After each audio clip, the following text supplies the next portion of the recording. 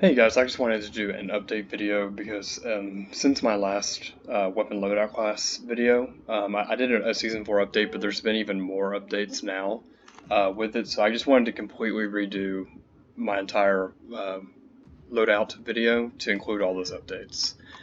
So the first thing to always use in search is Ninja for your field upgrade. And usually on Killstreaks, if you're using Killstreaks, you want to use lower tier ones like UAV, Predator Missile, or Precision, and then VTOL. You can switch out one of those for like a chopper gunner if you're just really confident about getting that kill streak. But generally, just going 4.58 is the most consistent and best way to run it. At the moment, there is a new update that was found out that if you use the Merc foregrip, you get a 4%, about a 4% movement speed increase. And on the Mini Uzi, if you use the 8.5-inch barrel, no stock, and the Merc foregrip, it actually has like 107% movement speed, which is like 4.5-ish% faster than the Kali 6. So currently, the fastest rushing weapon is the Uzi, not the Kali 6. I'm sure that's going to get patched here soon. I don't think that was intentional. Probably the Merc foregrip isn't supposed to give you increased movement speed. But currently, running that as your secondary is the fastest way to move around the map. So all my classes, instead of having ghosts, which they normally would have, are running overkill. Something that I'm testing right now is running ghost on the specialist on all my classes so that I can maintain that ghost that I would normally have, but I'm not sure if that's really worth giving up the kill streaks for. I haven't played very many games with this yet, so I'm not sure what's best with that. But if you are going with specialists, I think the best combination probably is Ghost, High Alert, Hardline. Ghost because you don't want to get caught up on a UAV whenever you're on a kill streak. High Alert is just really useful. I've also considered using Restock in that slot or Double Time, depending on the class. And then Hardline is just the absolute best final perk for Specialist because it makes it where you get all the bonuses with just one more kill at the very end. So I don't think anything is better than Hardline on the third slot. As far as the classes go, my classes are laid out in sort of 3 or 4 categories. I have a smoke class, a stun class. So with the M4A1, I only have a smoke. I don't usually really rush hard. In fact, I don't even have that set up right now. I don't really rush really hard with the M4 generally. I'm usually kind of posted up with that weapon. If I'm going to rush, I'm probably going to use the MP5, which is why I have a smoke and a stun because I might have to switch that between sides or between maps. But the M4 generally, I'm only going to use smokes for those. So I have a M4 class, a MP5 class. I'll go over the attachments here in a moment. I have 2 different dedicated overkill classes. Currently everything is overkill because of that switch, but these are like the actual overkill to use both weapons normally. I have an M4 725 class, which is for really slow maps like Arcloft Peak is probably the only map that I consistently run this on. Because you're not really sure which side you're having to guard. You might have to run to the B building and you have to face other 725s at that point. So I have that class, and then I have an MP5 sniping class, which is also I could use that on Arcloft Peak if I want to opt for the sniping side of the map versus the shotgun side of the map. But those are my 2 overkill classes. I have a dedicated thermal snipe class, which uses restock, and you just throw smoke, try to get some picks, usually on other snipers on things like Afghan. And I use claymores on that map, specifically on defense, to help lock down and control where they're going to come in at. Besides that, the only other kind of class that I have is a double time stem rush class, which I have a 725 variant and a MP5 variant. And those are pretty much the same. I use C4 on the 725 because I mostly use that class on Crash, and C4 is just much better on that map when you're rushing in to throw over the half wall to contest other players. But generally speaking, the perks are going to be EOD, Ghost Shrapnel, and currently it's overkill because of the secondary movement speed thing, but normally that would be EOD Ghost Shrapnel. And then it's EOD Restock Shrapnel for the thermal sniping class, and then double time Ghost Shrapnel for the double time sprint classes. And like I said, it is overkill currently, just because there's a higher movement speed, which is going to be competitively detrimental if you're not using that in these really hard rushing classes. Besides that, I just have two miscellaneous classes, which I have a smoke stun variant and a stim variant. Basically, whatever gun I'm just wanting to play around with. Like right now, I have the ram on, so that I can emulate this class setup and this class setup with those. And I usually do that for fun, and then whenever my team isn't doing very well or we're losing, then I'll switch over to like the really try-hard guns after that. But yeah, that's it for the class setup. Construction, I guess one thing I didn't mention is I use frag grenades. There is a place for C4. C4 is really good, but frags are much more versatile. I did a video about how to use frags like C4 with like nade tips. So I think overall frags are better, and they have a higher skill cap. But C4 is definitely a viable option if you're not comfortable with frags, or if you just prefer C4 over that. The only other lethal you'll really ever use, if you some rush routes use Semtex. I'm personally awful at throwing Semtexes. They have a different trajectory and feel than frag grenades, and I have not taken the time to learn them. But there is utility in using Semtexes in certain rush routes, and then also thermite if you're coming up against a lot of enemies with riot shields. But mostly I stick with frag grenades, and then C4 on this one class, and claymores on this one class.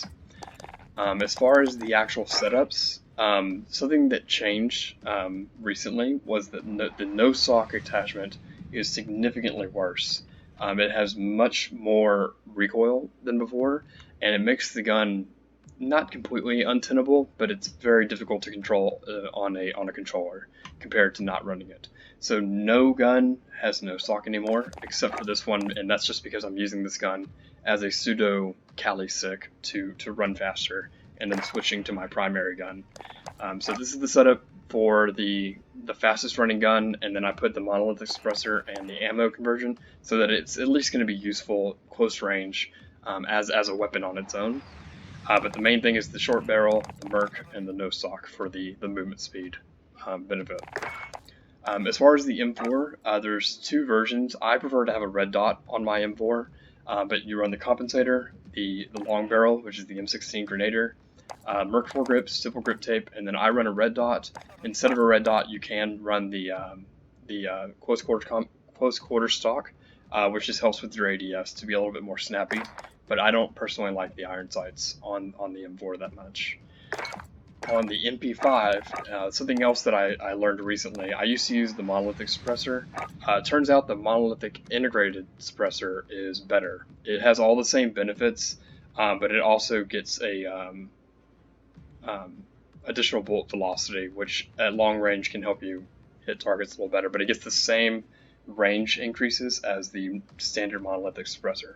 You don't want to use subsonic. It cuts down the damage. It'll take basically one more bullet at every range to kill, but the normal integrated suppressor for the monolithic is really good. So you run that, Merc foregrip, 10mm, stippled and sleight of hand. The MP5 did get a nerf recently, but it wasn't nerfed properly. So it basically has a little bit more recoil. It has a little bit more of a drop-off on its damage ranges, and it was supposed to get like a reduction in damage when that happened, but it actually bumped it up by one point of damage, which didn't really change it or make it better.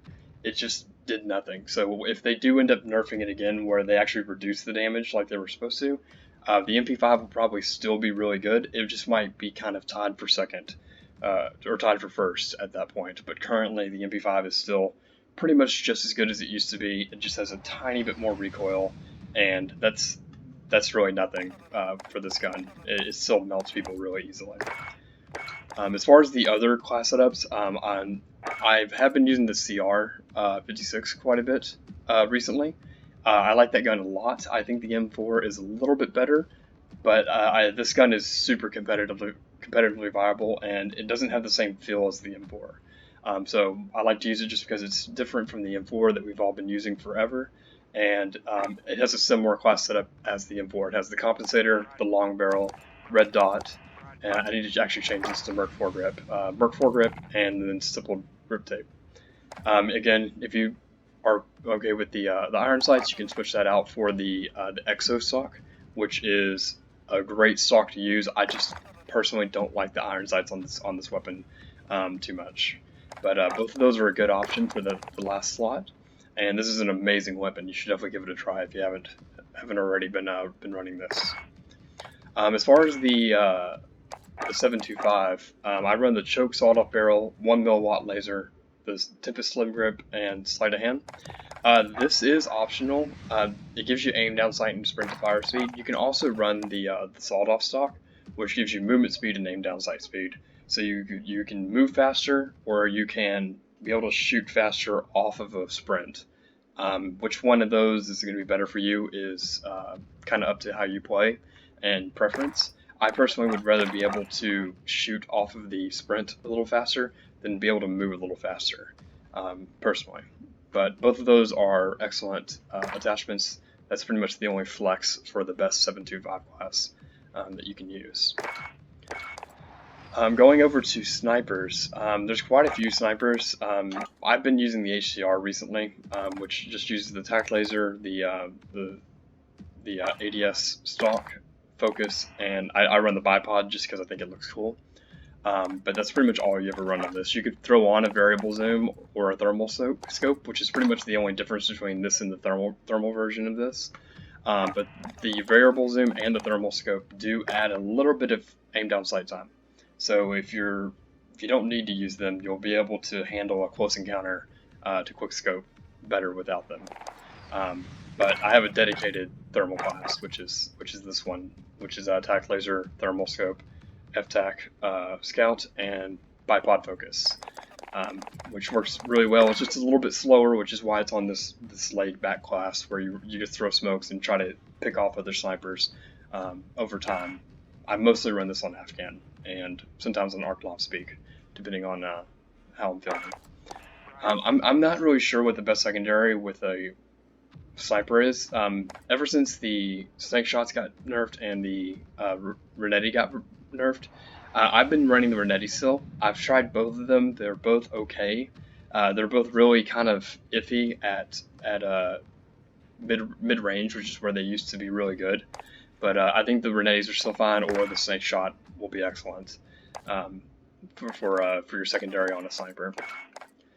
And I think that pretty much covers it. I have a whole bunch of, for fun loadouts, but I mean, they're pretty much all built the same way. They're built very similar to like how M4s are built for assault rifles, and typically SMGs are built very similarly to the MP5. You run the monolith suppressor or compensator, depending on how much recoil you have. Typically, you put on the longer barrel for ARs. You need to change this to Merc 4 grip because of how much better it is now. And then you run simple grip tape, and then you run either an optic or you run the ADS stock. That's kind of the layout for ARs. And similarly for SMGs, it just depends on them. If they have an ammo conversion like the Uzi, that's going to help. But yeah, I just wanted to kind of go over this because there were quite a few changes that happened with the Kali 6 coming out. So again, before this recent findings, the knife is fast. The Kali 6 are faster than the knife, and for the moment, the Uzi with those 3 attachments is actually faster than the Kali 6. That will probably not be true for a long time. That it's probably not intended for an actual primary weapon to be faster than sticks. It also doesn't really make sense from a game design perspective. So this is probably an oversight, but definitely hop on it and use it while it's here, because it's going to be really insane playing Surge, being able to literally sprint in with a primary weapon, and you don't even have to switch if you're running into a close quarters area because the Uzi is really good in those situations. But anyway, I hope you took something away from this, and hope you take care. Bye.